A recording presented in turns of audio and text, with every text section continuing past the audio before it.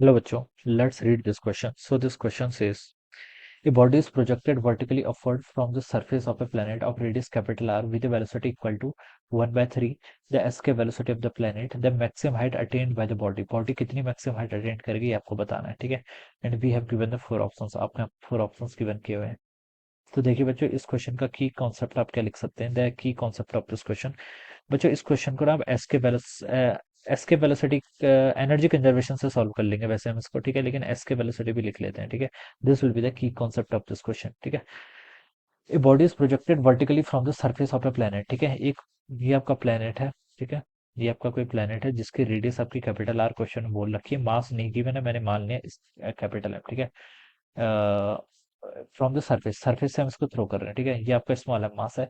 With speed equal to 1/3 of the escape velocity, बिल्कुल ठीक. Then the maximum height attend by the body, body maximum height कितनी attain करेगी, ठीक है. मान लीजिए बॉडी आपकी यहाँ तक जा रही है, ठीक है. यहाँ से लेकर यहाँ तक की हाइट आपने स्मॉल एच मान ली है, ठीक है. ये स्मॉल एच हाइट आपको कैलकुलेट करके बताना है, ठीक है.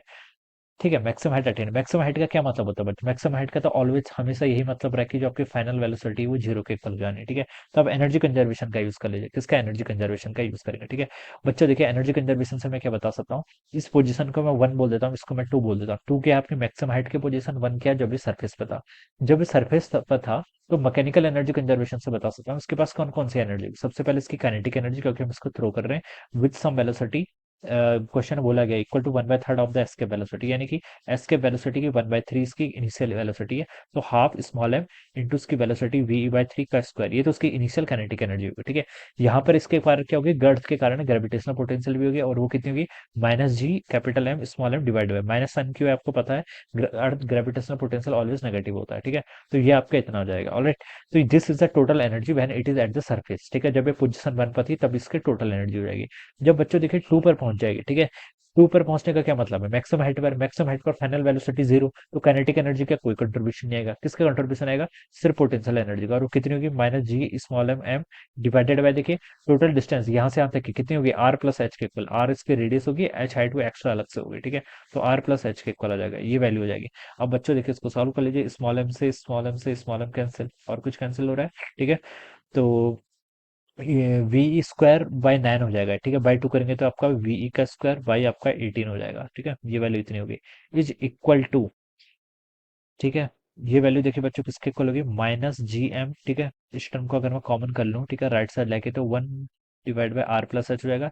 ये प्लस आएगा तो माइनस हो जाएगा, इसलिए मैंने माइनस साइन अंदर ले लिया. ये आपका 1/r हो जाएगा, ठीक है. यही होगा ना बच्चों. हाँ, यही होगा. अब वीई को रिप्लेस कर लीजिए. वीई देखिए कितना होता है, एस के वेलोसिटी हमें पता है कितनी होती है. एस के वेलोसिटी √2gm/r के इक्वल होती है, ठीक है. ये आती कहाँ से, ये भी हम निकाल सकते हैं. ऐसे निकालेंगे जैसे ये निकालना है, ठीक है, बट स्टैंडर्ड है तो डायरेक्ट पुट कर लेते हैं. वी की वैल्यू आपकी इतनी है, ठीक है. इसका स्क्वायर कर लीजिए बच्चों. देखिए इसका स्क्वायर करेंगे तो कितना होगा आपका 2gm, ठीक है, बाई आपका आर आ जाएगा, और 18 तो था ही, तो 18r हो जाएगा. ये वैल्यू आपके यहाँ पर डिनोमिनेटर में ऐसे बैठ गई, ठीक है. 2gm/r, ठीक है, टाइम से 18, ठीक है बच्चों. ये इतना हो जाएगा, ठीक है. माइनस, चलिए जीएम को आप यहाँ पर अंदर मल्टीप्लाई कर लेते हैं माइनस साइन को, तो ये आपका 1/r -1/r प्लस एच के इक्वल हो जाएगा. ये वैल्यू आपकी यहाँ से इतनी आ गई. और जीएम से बच्चों आपका जीएम कैंसिल, ठीक है. 2/18r को मैं क्या लिख सकता हूँ बच्चों, आपका 1/9r हो जाएगा. कितना आपका 1/9r, it is equal to कितना, 1/r -1 divide by R plus H. ये वैल्यू यहाँ से इतनी हो जाएगी, ठीक है. अब मैं इसको सॉल्व कर लेता हूँ. देखिए ये आपका 1 divide by R plus H को मैं लेफ्ट साइड लेके आ गया, ठीक है. और यहाँ से 1/r -1 माइनस 9 करेंगे तो 8/9 आर के इक्वल हो जाएगा, ठीक है. 1 - 1/9 8/9 होता है ना, तो ऐसे कर लूंगा, ठीक है. अब इसको देखिए रेसिप्रोकेट कर दीजिए. आर प्लस एच को यहाँ से क्या लिख सकते हैं हम, 9r/8 के इक्वल, ठीक है. यहाँ पर मल्टीप्लाई कर लीजिए. 8r+8h कितना आपका 9r के इक्वल आ जाएगा, ठीक है. और यहाँ से आपकी h की वैल्यू कितनी आ जाएगी, देखिए 9r - 8r करेंगे तो आपका r/8 के इक्वल, h आपका r/8 के इक्वल आ जाएगा, ठीक है. तो यही पूछा भी था शायद, the maximum height attend by the body. तो ये आपकी r/8 हाइट, यानी कि अर्थ के सरफेस से कितनी, r/8 हाइट तक जाएगी, जो कि आपको डी ऑप्शन पे बच्चों गिवन है. So this will be the correct answer of this question. तो इस तरीके से हम बच्चों क्या करेंगे, इस क्वेश्चन को सॉल्व करेंगे. ऑलराइट. तो I hope you all understood this concept. All the best and thank you so much.